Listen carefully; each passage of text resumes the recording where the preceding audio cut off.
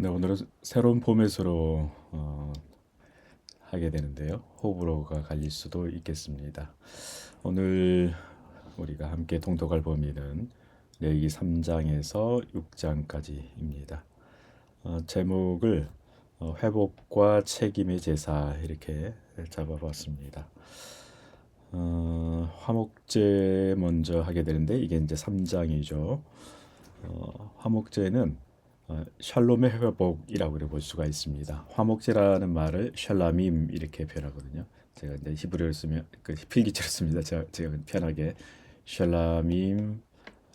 이게 이제 샬롬에서 온 말이라서 샬롬은 또 샬렘 또는 샬람에서 온 말이라고 그랬죠. 이게 무슨 의미냐면 샬렘 또는 샬람은 완전하다라는 의미를 가지고 있습니다. 모든 상태, 모든 상황이 완전하다는 그런 의미겠습니다. 그게 이제 평화가 되는 거죠. 그러면 그 완전한 것 중에서 가장 중요한 게 뭘까? 창세기 3장, 2, 3장을 보게 되면 1장부터라고도 볼 수가 있겠죠. 관계의 완전함이 굉장히 중요합니다. 완전한 가운데는 물적 완전함도 있습니다. 우리에게 물질적으로 모든 것이 채워지는 이게 가장 기본이 되는 것이죠. 절대 빈곤 상태에서는 참 평화를 누리기가 어렵습니다. 절대 빈곤은 무조건 채워져야 됩니다. 그러나 그것만으로는 참된 완전함은 불가능합니다. 참된 평화는 불가능합니다. 뭐가 중요한가? 관계 완전함이 중요합니다. 그리고 인간의 타락은 하나님과 인간 사이의 관계 완전함이 파기됨으로써 오게 된 겁니다. 화목제는 바로 이제 그런 것과 관련이 있다고 볼 수가 있겠죠. 그래서 친교, 기쁨 이 모든 것들은 사실은 관계에서 오는 것들입니다. 그래서 화목제는 기본적으로 친교와 기쁨의 식탁이다 이렇게 볼 수가 있습니다. 그래서 화목제는 이 샬롬 완전함의 그 회복을 위한 그런 제사다 이렇게 볼 수 있습니다. 먼저는 하나님과 인간 그리고 인간과 인간 사이에 깨어진 관계가 회복되어서 완전한 평화를 누리는 것을 상징합니다. 나눔의 제사, 내장과 기름은 하나님께. 이 중에서도 내장 중에서도 이제 그 신장이 중요하고요. 신장, 신장은 어, 히브리인들에게 생각, 사고를 관장하는 것과 깊은 관련이 있고요. 기름은 보통 이제 할렙, 뭐 쉐민이라는 단어도 있긴 한데 이제 올리브 기름을 주로 말할 때 이제 쉐미라를 하고 보통 이제 짐승의 내장에 있는 또는 짐승의 뭐 피부라 하기는 그렇고 진피층이야 거기에 있는 그 기름을 가리켜서 할렙이라고 이렇게 표현합니다. 종종 이 할렙은 초이스라는 의미를 최상급 뭐 이런 의미로도 사용됩니다. 그러니까 기름의 의미는 가장 좋은 것 이런 의미도 뉘앙스로 갖고 있기 때문에 그것을 하나님께 드리는 거고요. 그리고 가슴과 뒷다리는 제사장 몫으로 주어집니다. 그리고 나머지는 이웃들과 함께 먹는 공동체 식사인데 이 샬라밈 제사의 그 뭐죠? 이제 화목제의 굉장히 중요한 점은 정해진 시간이 있습니다. 그 정해진 시간 안에 다 먹어야 됩니다. 만약에 그것을 허용하게 되면 나중에 먹는 것을 허용하게 되면 거기서 다 소비하지 않고 뭔가 이걸 내 몫을 더 챙겨야지 이런 욕심들이 개입될 수 있기 때문에 아마 그것을 미연에 방지하기 위한 진정한 샬롬을 이루기 위한 하나의 장치가 아닌가 싶은 생각이 듭니다. 그리고 화목제의 기본은 자원하는 마음입니다.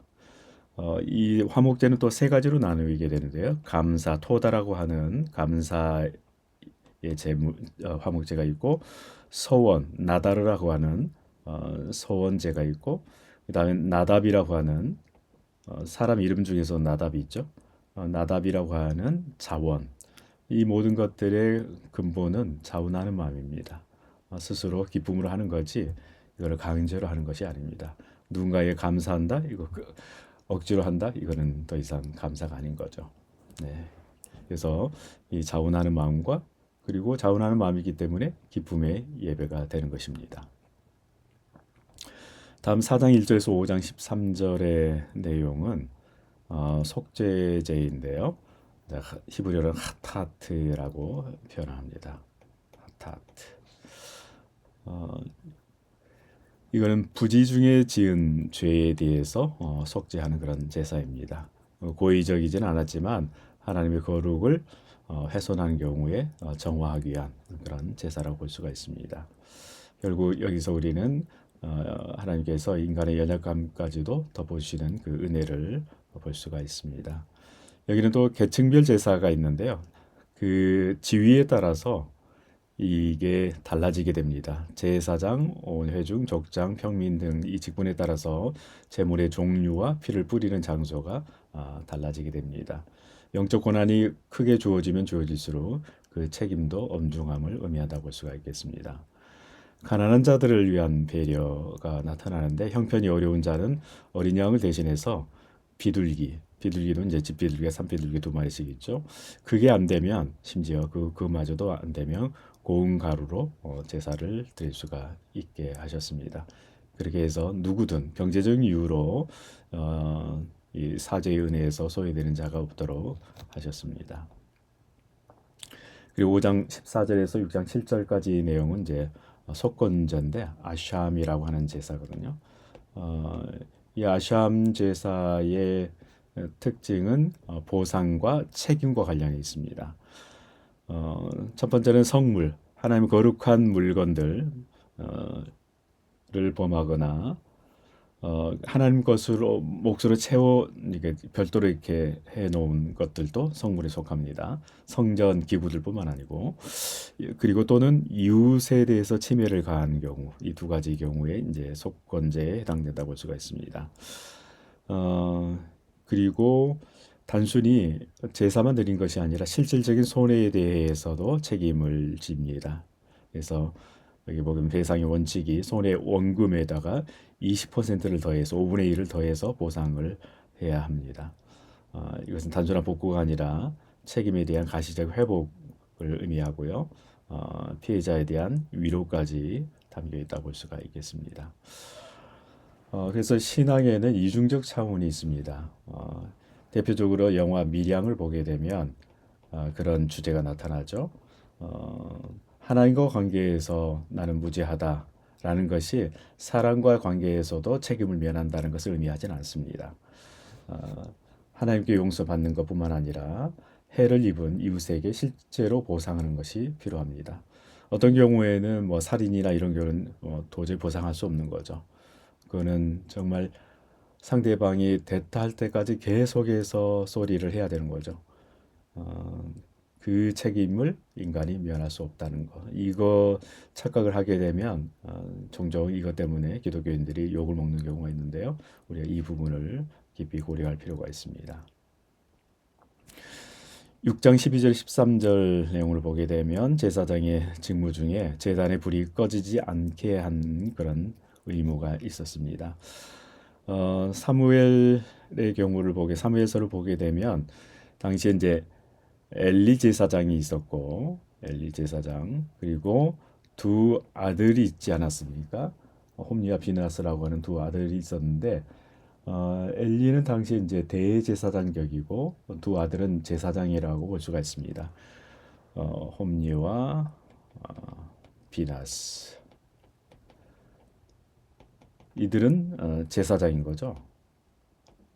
그러면 사무엘은 뭐였느냐? 도제였습니다. 제사장이 아닌 어린 제사장으로서의 직무를 수행하기 위한 도제에 불과했는데 실제로 성전을 지킨 사람 누구였습니까? 이 도제였습니다. 그러다가 하나님의 음성을 듣게 되죠. 참 이게 문제가 있다는 사실을 이렇게 보여주게 되는데 여기에는 이제 상번제가 있습니다. 상번제는 늘 드리는 번제라고 그랬죠. 여기서 상은 항상이라는 그런 의미입니다. 아침 저녁으로 드리게 되는데요. 그리고 번제의 기본적인 의미는 헌신을 의미한다고 그랬습니다. 늘 하나님 앞에서 우리 자신을 헌신한다는 의미에서 이스라엘 백성 전체가 헌신한다는 의미에서 제사장이 대신하여 이스라엘 백성을 대신하여 제사를 드리는 것이죠. 어, 그리고 이제 재물의 남은 부분을 어떻게 처리할 건가 이 부분에 대해서 제사장의 몫을 엄격하게 구분하게 되죠. 그래서 이제 성물의 거룩성 이걸 굉장히 거룩한 것을 이렇게 하게 되는데 그런 이제 제사 시스템이 있었고요. 예배 질서를 보게 되면 제사장은 예배자가 하나님께 나가는 통로를 정결하게 하고 질서 있게 하는 그런 책임이 있었습니다.